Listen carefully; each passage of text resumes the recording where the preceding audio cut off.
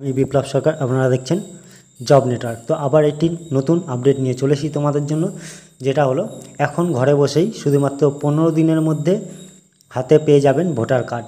এছাড়াও যাদের পুরনো ভোটার কার্ড রয়েছে সেটি নতুন করে করতে পারবেন, বা ভোটার কার্ডের ভুল রয়েছে সেটি বাড়িতে বসেই কিন্তু সংশোধন করে নিতে পারবেন অনলাইনের মাধ্যমে।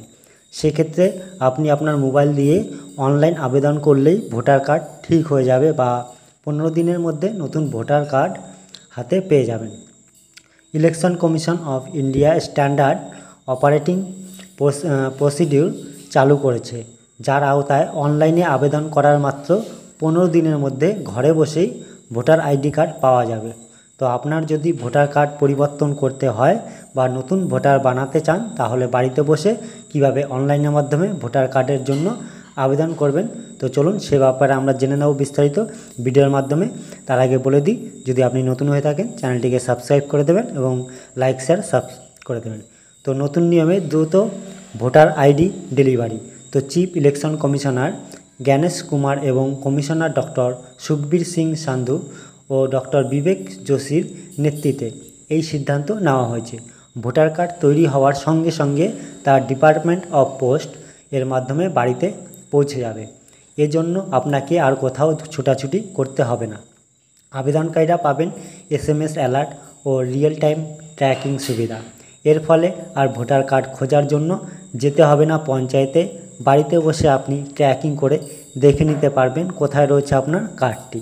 তো আবেদনে জমা দেওয়ার পর থেকেই নাগরিকরা অনলাইনে স্ট্যাটাস চেক করতে পারবেন এবং আবেদনও করতে পারবেন খুব সহজেই। অনলাইনে ভোটার আইডি আবেদন করার ধাপ। তো সবার প্রথমে আপনার যে ওয়েবসাইটটা আমার ডিসক্রিপশনে দিয়ে দেবো, সেখানে গিয়ে ওয়েবসাইটে গিয়ে মোবাইল নম্বর ও ইমেল আইডি দিয়ে সাইন আপ করুন। একটি ইউজার নেম ও পাসওয়ার্ড তৈরি করুন। আগে থেকে যদি ইউজার নেম বা পাসওয়ার্ড বানানো থাকে তাহলে আর নতুন করে বানাতে হবে না।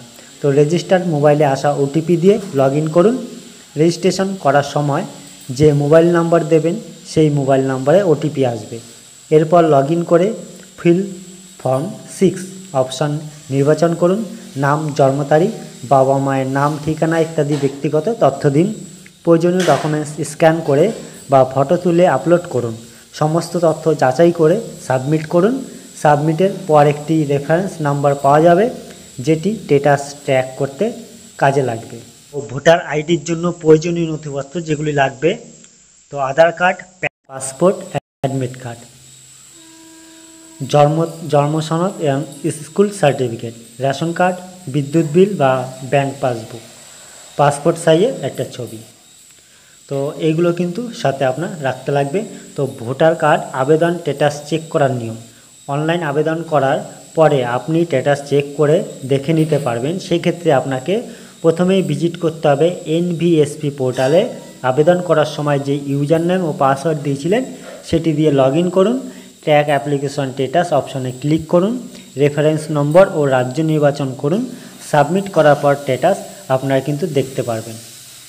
তো এই ছিল ভিডিওটি। যদি ভালো লেগে থাকে একটা লাইক শেয়ার এবং সাবস্ক্রাইব করে দেবেন। Thank you.